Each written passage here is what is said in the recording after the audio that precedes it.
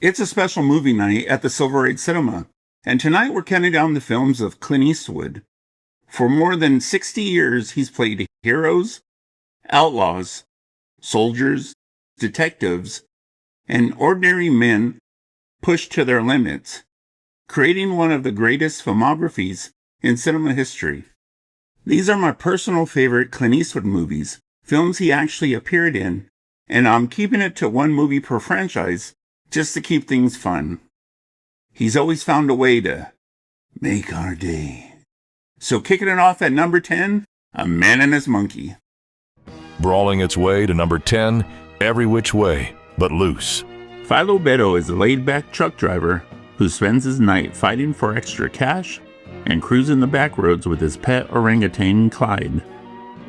When he falls for a country singer who suddenly disappears, he hits the road to find her, leaving a trail of bar fights, motorcycle cops, and chaos in his wake. That's no way to thank two guys just bought us a beer. Why don't you get the check and then I'll go outside and thank them properly. Drifting in at number 9, A Perfect World. After escaping from prison, Butch Haynes kidnaps a young boy and heads across Texas with the law close behind. As the miles pass, the pair form an unexpected connection that changes both of them, while a veteran Texas Ranger follows their trail and closes in on their final destination. I don't care who you work for. You're here for one reason only. You hear me? Anything else, Chief? Yeah. You're in my office. Get out. Riding into number 8, High Plains Drifter. A mysterious gunslinger arrives in a small western town, haunted by its past, and quickly takes control of the situation. Hired to protect the locals from a gang seeking revenge, he prepares them for a violent showdown while exposing secrets the town would rather kept buried. Maybe you think you're fast enough to keep up with us, huh?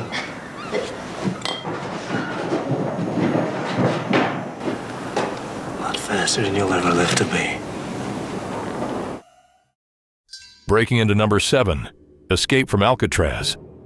Frank Morris arrives at Alcatraz, the most secure prison in America, and quickly realizes survival means keeping to himself and staying one step ahead of the guards.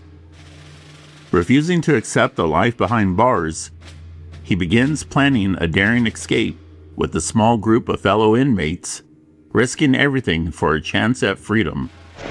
Someone should warn you, Doc, to be careful about what you think. You're absolutely right, sir. There's always the possibility that some asshole will be offended. Riding into number 6, the outlaw Josey Wales.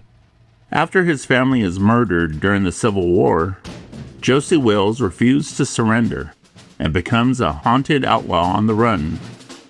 As he travels across the frontier, he gathers a ragtag group of companions and searches for a place to start over, while enemies from his past continue closing in.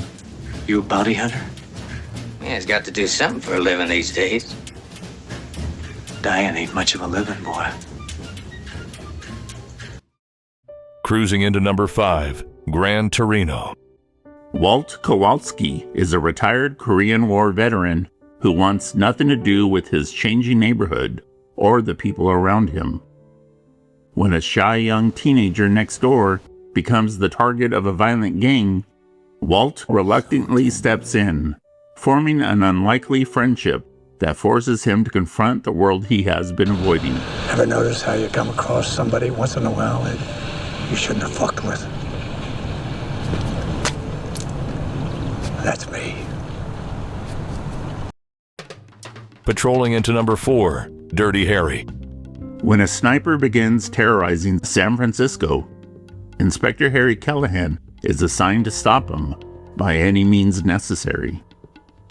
As the case grows more frustrating and dangerous, Harry finds himself battling not only a ruthless killer, but also a justice system more concerned with rules than results. You gotta ask yourself the question, do I feel lucky?